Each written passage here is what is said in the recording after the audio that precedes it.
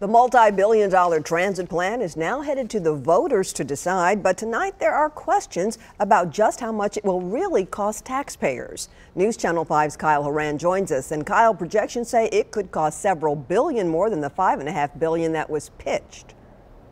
Yeah, and that money is adjusted to account for inflation as well as operating costs. Now, the council members added this amendment on the ordinance so that voters will know what they're getting when they vote in May.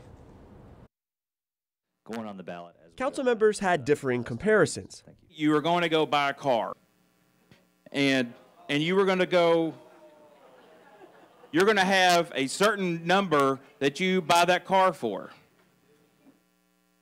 But it's not going to include how much the gas is for the next 20 years that you're owning the car. Some were arguing for transparency.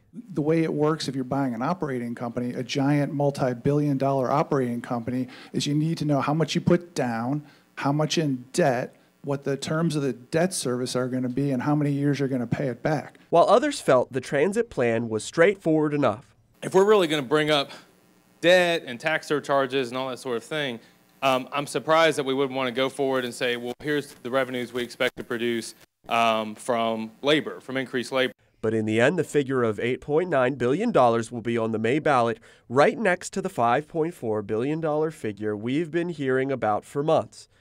So what's the deal? The $5.4 billion is what it will cost to build the system, everything from light rail to massive improvements in the busing system. Part of that money will come from a tax hike. The rest will come from federal funds and other sources. The nearly $9 billion figure is what experts say it will cost to build the system and run it through the year 2032.